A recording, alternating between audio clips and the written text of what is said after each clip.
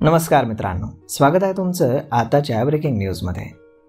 मित्रांनो, देशातील सर्वात मोठी कार निर्माता कंपनी मारुती सुझुकीनं आपली पहिली इलेक्ट्रिक कार अखेर भारतीय बाजारात लॉन्च केली आहे। देशाचे पंतप्रधान नरेंद्र मोदी यांच्या हस्ते मारुतीच्या पहिल्या इलेक्ट्रिक कारचं उद्घाटन करण्यात आलं। या कारच्या माध्यमातून मारुतीनं अधिकृतपणे इलेक्ट्रिक वाहनांच्या स्पर्धेमध्ये पाऊल ठेवलं असून ग्राहकांच्या अपेक्षा आणि उत्सुकता शिगेला पोहोचलेल्या आहेत।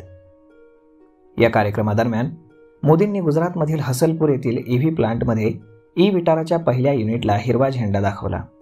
या प्लांटमध्ये तयार होणाऱ्या इलेक्ट्रिक गाड्या जगभरातील 100 देशांमध्ये निर्यात केल्या जाणार आहेत, ज्यामध्ये युरोप, जपान आणि UK सारख्या प्रमुख बाजारांचा समावेश आहे।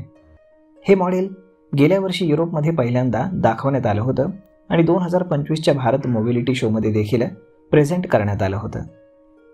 ही गाडी लवकरच अधिकृतरित्या भारतीय बाजारामध्ये विक्रीसाठी आता उपलब्ध होणार आहे।